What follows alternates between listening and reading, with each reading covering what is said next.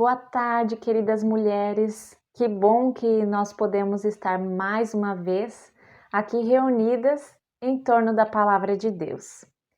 Antes de começar a mensagem propriamente dita, eu quero fazer um comunicado para vocês. A partir do mês de maio, a Nádia e eu então vamos nos intercalar para trabalhar esse livro aqui com vocês, que a gente recebeu do Sínodo, Legado de Mulheres da Bíblia. E esse livro traz o relato de várias mulheres que aparecem na Bíblia, tanto no Antigo como no Novo Testamento. Então vai ser bem legal conhecer como era a vida das mulheres na Bíblia, né? Não era uma tarefa tão fácil ser mulher naquele tempo.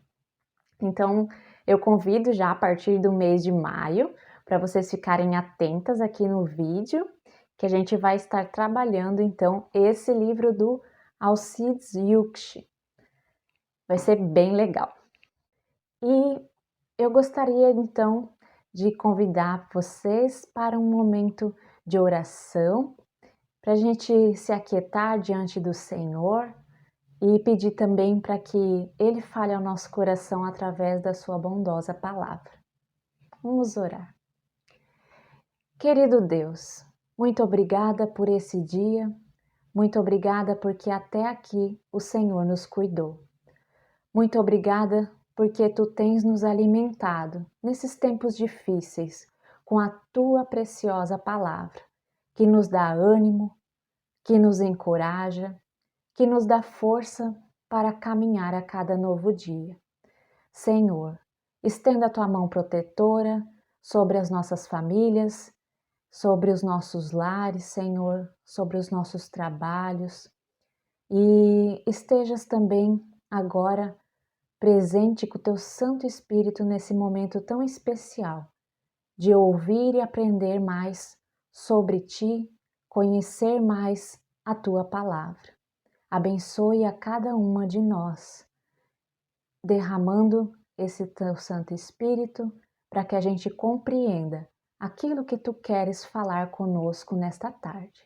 Em nome de Jesus, amém. E o texto que eu preparei hoje para nós refletirmos, né, é sobre um cântico que foi cantado pelo profeta Isaías. E ele vai dar base para o nosso estudo do domingo, que nós vamos estudar então o texto de João 15 sobre a videira verdadeira, que é Jesus Cristo e nós como ramos dessa videira. Então, em preparação já para esse assunto do domingo, agora do dia 2 de maio, nós vamos estudar um cântico que também fala dessa vinha, dessa videira que o Senhor plantou lá no Antigo Testamento, que é o povo de Israel. Então, esse texto, ele foi cantado, provavelmente então, pelo profeta Isaías, e ele contava a respeito de um amado amigo, que ele tinha uma vinha, uma videira. E nós sabemos que a música, ela tem um poder de sensibilizar as pessoas, de mexer com os sentimentos mais profundos que existem dentro de nós. Então, ela toca as nossas emoções, toca os corações até mais endurecidos, né? Até aquelas pessoas, às vezes, que são mais difíceis, assim, de soltar uma lágrima, se elas escutam, às vezes, uma canção que mexe, que toca com elas, até aqueles corações mais duros também se emocionam. E quando eu li esse cântico da vinha, eu me lembrei de uma música que tocou muito quando eu ouvi ela pela primeira vez. Eu não sou muito do sertanejo, mas essa música, ela é, como é que se diz? A letra dela tem uma profundidade muito grande. É aquela música cantada pelo Sérgio Reis, chamada Couro de Boi. E eu lembro que a primeira vez que eu ouvi essa música eu era criança e eu chorei muito porque aquela música trazia uma história tão triste e, e que mexe realmente, né? Porque a gente se coloca no lugar dos personagens e mexe com a gente. Então a música ela começa, para quem se lembra, né? Ela começa com um ditado antigo que diz mais ou menos assim: um pai trata 10 filhos, mas 10 filhos não tratam um pai. E ela conta então a história desse idoso que não conseguia mais trabalhar e daí foi morar com seu filho. E esse filho ele era casado e com o tempo houve uma desavença ali entre a sua esposa, né, e o seu pai ali, né? A esposa não estava gostando muito que o pai dele estava ali com eles, né? Então ela pede para o marido, ó, você escolhe, ou eu ou teu pai. E aí esse filho ele pega, começa a curtir um couro de boi, que servirá então de cobertor para onde o seu pai for morar, e se despede daquele velho homem.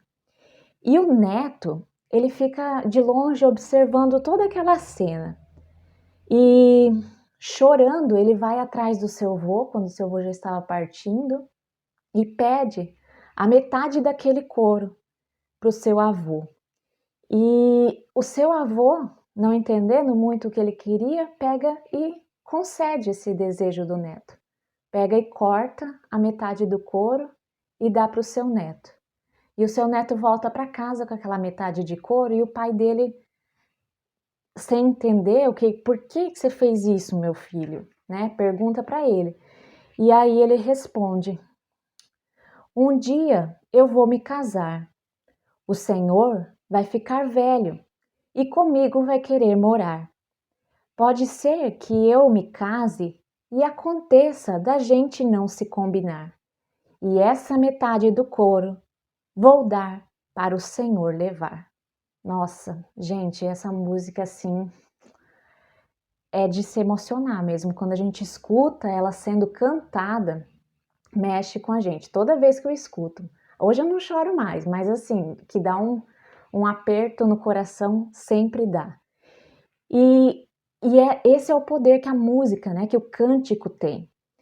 E a pergunta sempre que me vem na cabeça, assim, quando eu escuto esses tipos de canções, assim, é qual exemplo, né, que a gente, como cristãs, temos dado, né, para nossa família, para os nossos filhos e até para a sociedade, né, como de modo geral, assim. Quais frutos nós estamos produzindo? São frutos de amor? São frutos que se tornam bênção para as outras pessoas? O que será que a gente está produzindo? E por isso eu quero convidar vocês agora para ouvir esse cântico de Isaías sobre o seu amigo e sua vinha, né? É Isaías, capítulo 5, os versículos de 1 a 7. Vamos ler comigo? E como essa leitura ela é um cântico, eu gostaria de pedir para vocês, enquanto eu for lendo Isaías 5, do 1 ao 7, vocês ouçam com esse espírito de cântico, de uma música que quer tocar o coração de vocês.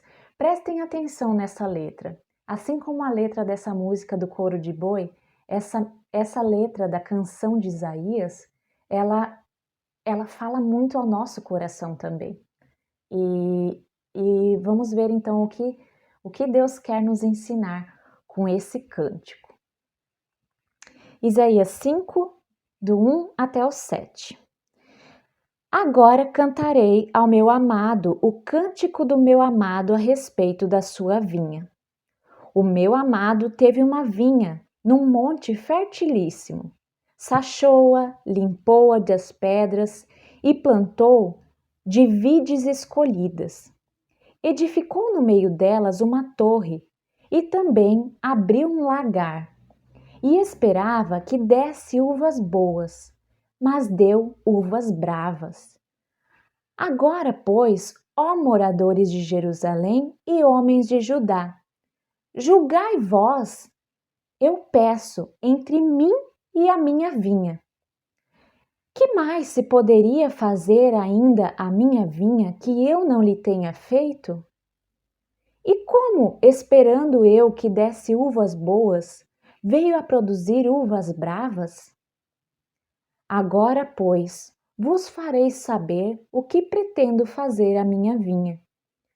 Tirarei a sua cerca para que a vinha sirva de pasto. Derribarei o seu muro para que seja pisada. Torná-la-ei em deserto. Não será podada, nem sachada, mas crescerão nelas espinheiros e abrolhos. Às nuvens darei ordem para que não derramem chuva sobre ela.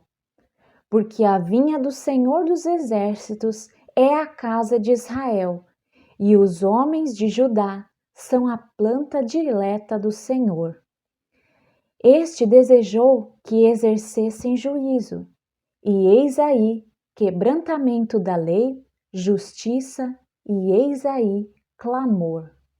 Até aqui a palavra, esse cântico do Senhor. Não sei se vocês conseguiram penetrar nessa letra desse cântico, mas os versículos 1 e 2, eles apontam para a dedicação, para o amor, para o capricho desse agricultor, né, que é o próprio Deus, em escolher o melhor terreno que tinha. Ele escolheu um monte que era muito fértil. Ele escolheu as melhores mudas de uvas. E ele escolheu essa melhor terra, adubou, limpou ela das pedras e da sujeira, dos insos, e construiu nela uma cerca ao redor para proteger essa vinha que seria plantada. E para que nenhum predador, então, pudesse prejudicar de alguma maneira essa vinha. Ele colocou até guardas para cuidar, né, numa torre, para vigiar se não vinha algum inimigo fazer mal, né, destruir a vinha, ou também animais que acabam estragando. E construiu também um lagar. Lagar é aquele tanque para espremer as uvas, né, fazer o vinho, o suco.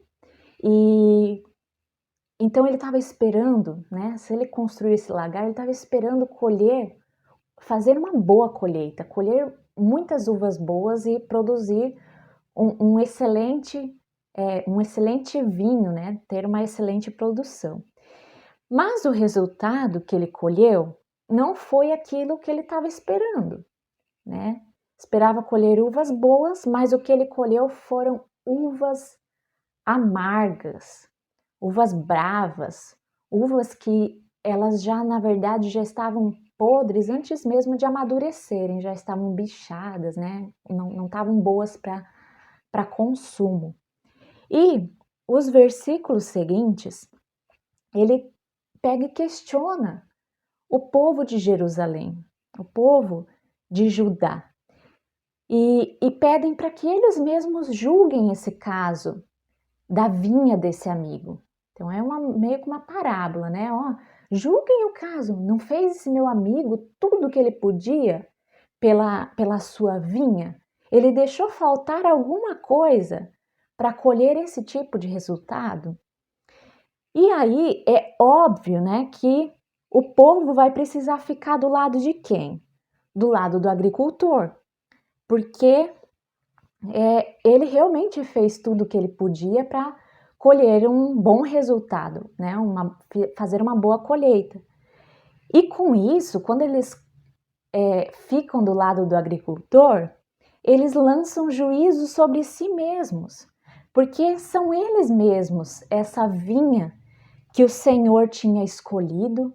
Dentre todas as nações, Deus escolheu o povo de Israel e plantou ela na melhor terra possível, terra que manava leite e mel, para que eles tivessem as suas necessidades todas supridas, não faltasse nada e fossem muito agradecidos a Deus.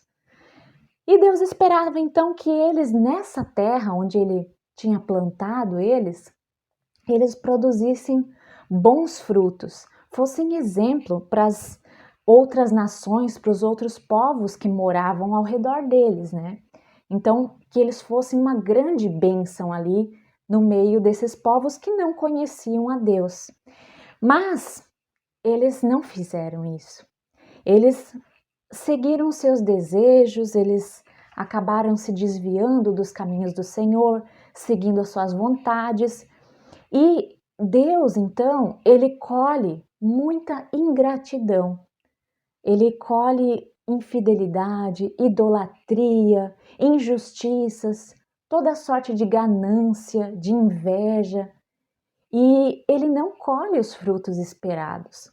E se a gente for olhar, né, os frutos do Espírito, né, conforme Gálatas 5, 22 e 23, que frutos que ele esperava, então, colher desse povo? Amor, alegria, paz, paciência, benignidade, bondade, fidelidade, mansidão, domínio próprio. Mas não é isso que ele colhe. E o que mais me chama a atenção nesse texto foi a atitude do agricultor. Ele ficou muito decepcionado com a sua colheita, nem dá para dizer, porque ele nem conseguiu colher o que ele esperava, né? Mas ele não teve um acesso assim de raiva, não passou o facão em tudo, botou fogo naquela vinha. Ele simplesmente largou de mão. Ele tirou aquela cerca que protegia, tirou aquela treliça onde os ramos se sustentavam e ficavam longe do chão, longe dos bichos e ficavam protegidos de certa forma. Ele não podou mais, não adubou mais aquela terra, não capinou mais o mato que crescia ali no meio dela, nem os espinheiros e essas coisas. Então, ele simplesmente entregou aquela vinha à própria sorte, para ela se virar por conta própria, já que era isso que ela queria, né? E ele fez isso porque ele é um Deus de tanto amor que ele dá essa liberdade. Ele não obriga ninguém a produzir os frutos que ele quer.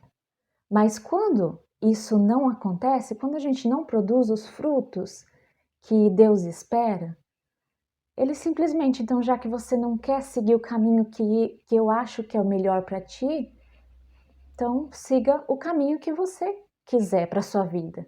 O que eu posso fazer? Eu vou abrir as cercas e você pode ir fazer o que você achar melhor. Esse abrir mão de Deus, assim, esse entregar a vida da vinha, a própria sorte, é justamente a sua destruição. Porque a gente não sabe o que é melhor para a gente, né? A gente, como essa vinha do Senhor, a gente não sabe qual é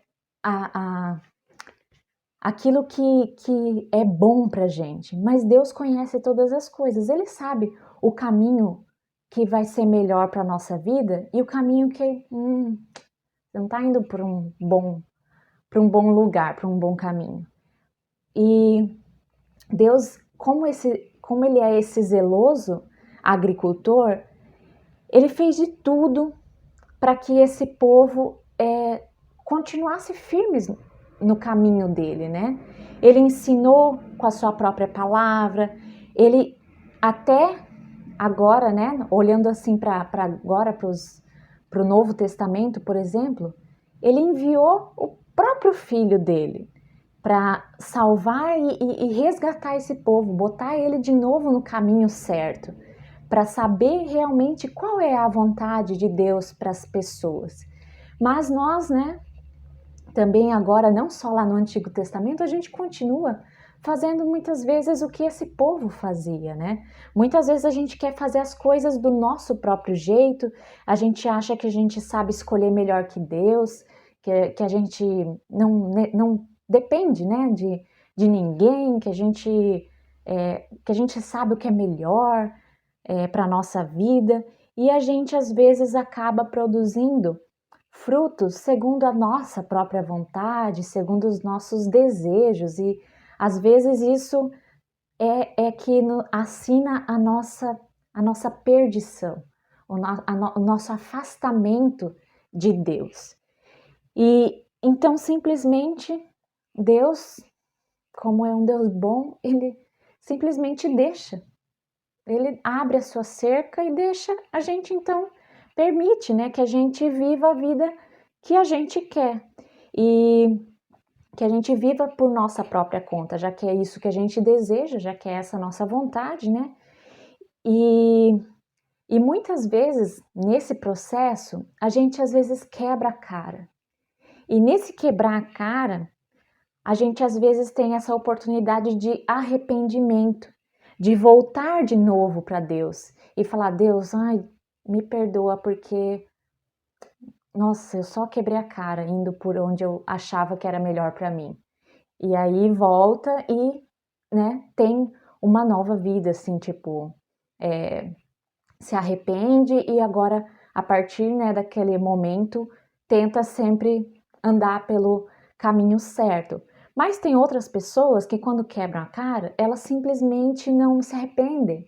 Elas, na verdade, se revoltam contra Deus e se afastam ainda mais.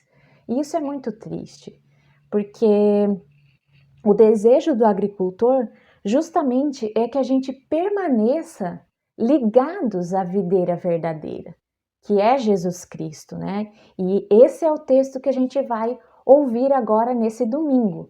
Então eu já deixo o convite para vocês assistirem o culto domingo, para a gente continuar essa história. E quando a gente fica firme, permanece firme, unidos a essa videira verdadeira, gente, não tem como não produzir bons frutos.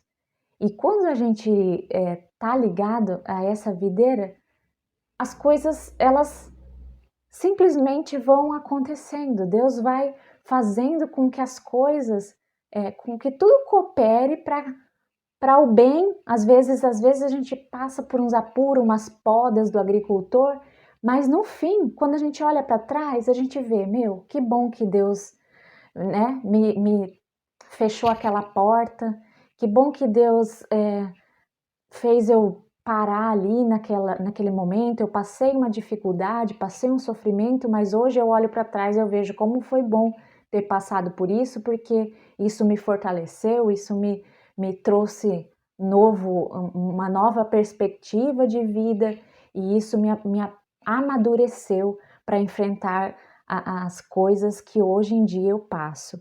Então que a gente possa permanecer sempre ligados à videira verdadeira, que é Jesus Cristo, produzir esses bons frutos e espalhar essa boa semente, essa boa mensagem de Deus para as outras pessoas.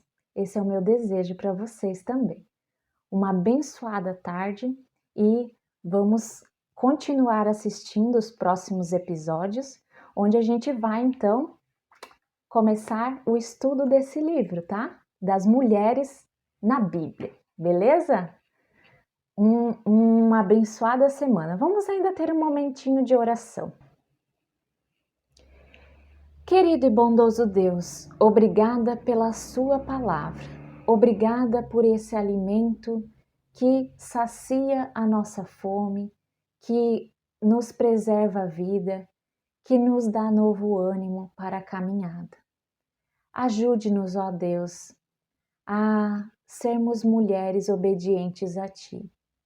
Ajuda-nos, ó Deus, a ficarmos firmes na Tua palavra, a ficarmos firmes na videira verdadeira que é Jesus Cristo, que é esse caminho, a verdade e a vida para nós.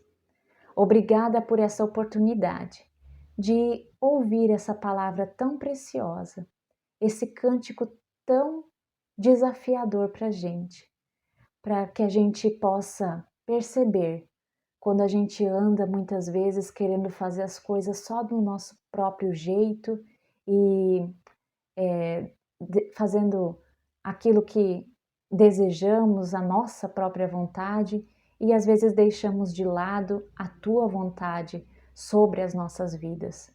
Senhor, tenha misericórdia. Não tire as cercas que nos protegem, para que a gente caia na nossa própria sorte, fazendo tudo aquilo que a gente quer. Mas estejas nos podando, como esse agricultor, ó Deus, que cuida da sua vinha. Estejas podando aquilo que nos afasta de Ti, Senhor, que nos desvia do caminho. Estejas cuidando de nós, Senhor, protegendo com essa cerca, com esse muro de amor. Em nome de Jesus nós te pedimos. Amém. Gente, uma abençoada semana a todas vocês e vamos em paz e sempre sirvamos a Deus com muita alegria, produzindo frutos de amor que sejam agradáveis ao paladar das pessoas. Amém.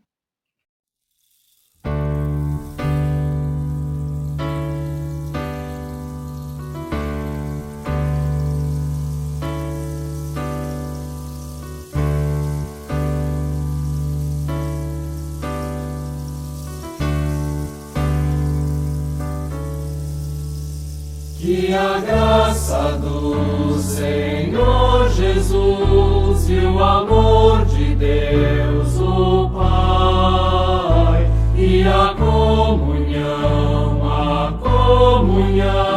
do Espírito reine aqui e para sempre, para sempre, para sempre. Amém.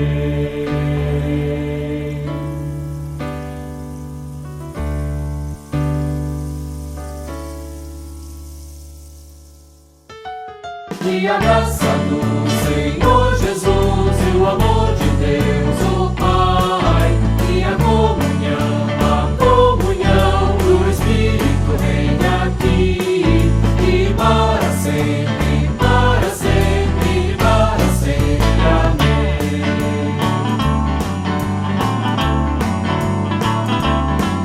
Que a graça do Senhor Jesus e o amor de Deus o Pai e a comunhão do Espírito reine aqui e para sempre.